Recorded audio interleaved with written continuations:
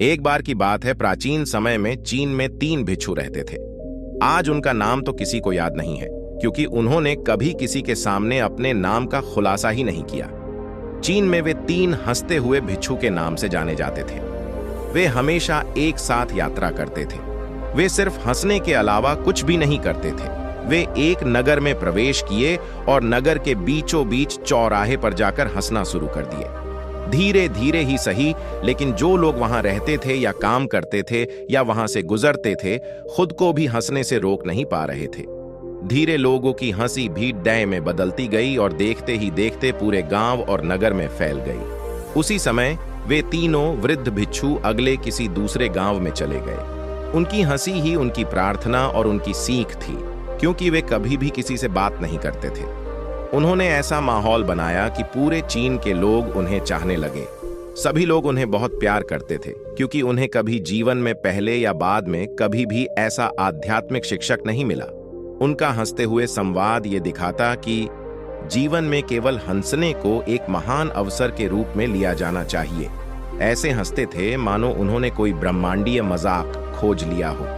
इस प्रकार वे कई सालों तक यात्रा करते रहे और हंसते रहे और अपनी हंसी से पूरे चीन में खुशियां बिखेरते रहे। चीन के उत्तरी प्रांत के एक गांव में होने के दौरान उनमें से एक की मृत्यु हो गई। लोग सुनकर चौंक गए और दूर दूर से घर खेत को खाली छोड़कर केवल अन्य 2 भिक्षुओं की इस घटना पर प्रतिक्रिया देखने के लिए भागे हुए आए।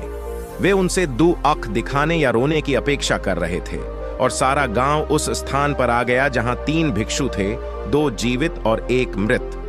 लेकिन शेष 2 भिक्षु और जोर से हंस रहे थे। वे हंस रहे थे और हंसी को रोक नहीं पा रहे थे।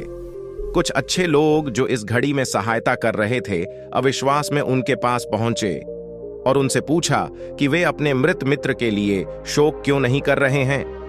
एक समय के लिए भिक्षुओं ने जवाब दिया, क्योंकि कल आपके गांव के रास्ते में उसने एक शर्त रखी थी कि हम में से जो अन्य 2 को हराएगा और पहले मर जाएगा, और अब वह जीत गया। वो पुराना खिलाड़ी निकला। उसने एक वसीयतनामा भी तैयार किया था। अंतिम संस्कार की चिता पर रखने से पहले मृतकों को धोने और उनके कपड़े बदलने की परंपरा है। लेकिन पुराने भिक्षुओं ने स्पष्ट रूप से पुराने कपड़े उस पर छोड़ने के लिए कहा था, क्योंकि वह एक दिन से कभी गंदा नहीं हुआ था। मैंने अपनी हंसी के माध्यम से इस दुनिया की किसी भी गंदगी को मुझ तक पहुंचने नहीं दिया, ऐसा उनके वसीयतनामा में कहा गया था। तो उस भिक्षु का शरीर उसी वस्त्र समेत चिता पर रखा गया जो उसने आने के समय पहना हुआ था। और जैसे ही आग जली, सभी को विस्मृत करते हुए आग उसके कपड़े पर ढलने लगी और अचानक 100 रंगों की आतिशबाजी ऊपर नीचे और चारों दिशाओं में धधक उठी। और अंत में वे लोग जो वहां इकट्ठे हुए थे, उन 2 बुद्धिमान व्यक्ति की हंसी में भी शामिल हो गए।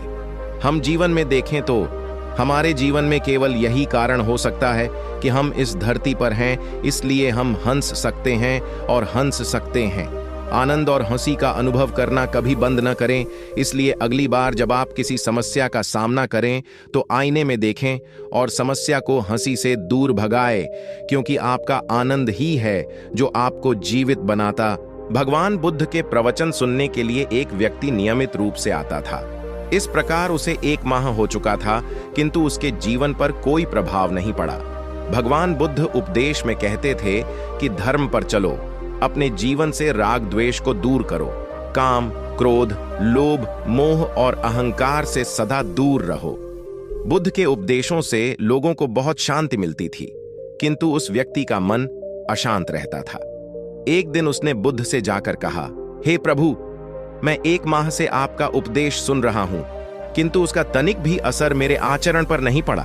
मैं बहुत परेशान हूं, मुझे क्या करना चाहिए? बुद्ध उनकी बात सुनकर बोले, तुम कहां के रहने वाले हो? उसने कहा, श्रावस्ती का। बुद्ध ने अगला प्रश्न किया, वह यहां से कितनी दूर है? उसने अनुमान से बता दिया। बुद्ध ने पुनः जिज्ञासा प्रकट की, कितना समय लगता है? उस व्यक्ति ने हिसाब लगाकर बता दिया। बुद्ध ने कहा, अब बताओ कि क्या तुम यहां पर बैठे बैठे ही अपने घर पहुंच सकते हो? उसने कहा, यह कैसे हो सकता है? वहां पहुंचने के लिए तो चलना होगा। तब बुद्ध ने बड़े प्रेम से उसे समझाया, जैसे चलने पर ही पहुंचा जा सकता है, वैसे ही अच्छी बातों पर अमल करने से ही लाभ होता है। हे प्यारे, तुम मेरे ज्ञान के साथ अपने कर्म को जोड़ दो, तब तुमको उत्तम फल मिलेगा। उस व्यक्ति को अपनी गलती समझ में आ गई। उसने अपने जीवन में सुधार कर लिया, जिससे उसका जीवन सदाचारी बन गया। बुद्धि बल और विवेक को एक साथ प्रयोग करने पर सफलता का मिलना तय है।